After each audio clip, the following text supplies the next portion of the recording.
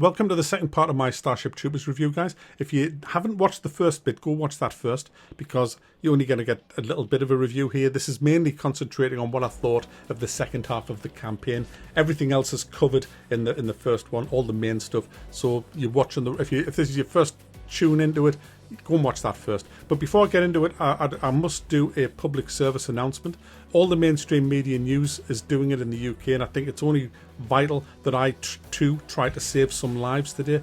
There's a bit of a mini heat wave in the UK. It's up to 25 degrees, guys. Yes, 25 degrees. And all the news outlets, they've saved my life. I would have probably been dead now if it wasn't for their advice, because it's just life-saving. So I'm going to pass that same advice on.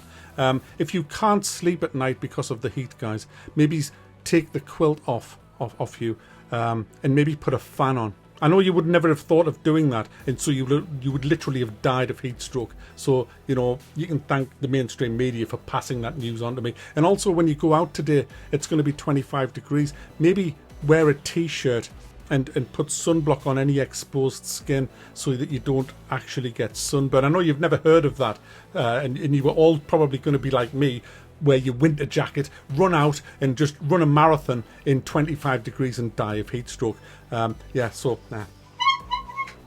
Anyway, now that I've got that off my chest, Starship Troopers, have I enjoyed the second half of the game? Absolutely I have. The level design again is the bastards, these people who design these levels. They have put some really tricky shit in your way. Some of the hives are right next to 4 bug nests at times, and it's just brutal. It's just a brutal war of attrition as you work your way in, and then you're clearing some out, and then they start becoming active again, and so you're getting attacked on 4 sides. I've had numerous squads wiped out just trying to break through to the nest, but it's been so much damn fun doing it, with just the noise of all the guns firing, the explosions, and some nasty bastard bugs that are coming out in the second half of the campaign. I've thoroughly enjoyed myself. Unfortunately, there are some really bad quality of life things that need addressing in this game. I hinted at them in the first one, but they're even more prevalent in the second half of the campaign, because you're fighting against way harder enemies, new bugs.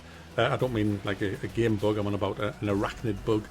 Some brutal stuff. You've got some new stuff. You've got mechs, the Marauder mechs, which are excellent against swarms and absolutely awful against things like scorpions. And it's the Scorpion unit I want to talk about. They just fire this plasma and it decimates you, absolutely decimates your squads. And it can take a Marauder out in 2 hits pretty much. And unfortunately, your Marauders can't do shit to it. The Vulcan cannons are just crap. I mean, it's just laughable how bad the Vulcan cannons. As soon as I saw Scorpion, it brought me Marauders up, and I thought, I'm going to waste you, son. And it was just like pissing on a piece of metal. It was just doing nothing, mate, doing nothing. The only real way of taking them out is with grenade troops, if they can get close enough. But your best unit is your rocket troop. Unfortunately, your rocket troop only fire at the nearest enemy because they're fucking stupid. They've got rockets that have huge range on the battlefield, and you've got this Titan Scorpion decimating your troops, and they think, you know what, I could blow that up, but I'm just going to shoot at this insignificant bug that's already getting flamed in the face. And it's like, why would you do that? You have to micromanage every fucking unit, and it's annoying, because you shouldn't have to do that. It's 2022.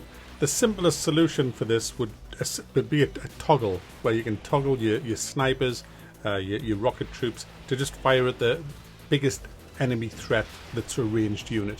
If you could do that, it would just make a massive difference to this game.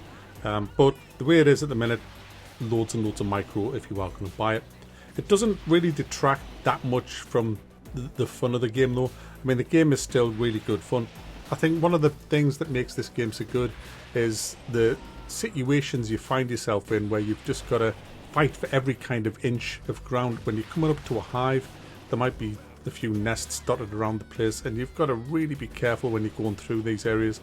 This happens almost every map. The brutal, absolutely brutal. And your men are so fragile that if you screw up just one little bit when you're doing this, you can take severe losses. You've also got to be constantly swapping people out of your front lines, because they'll take such a battering.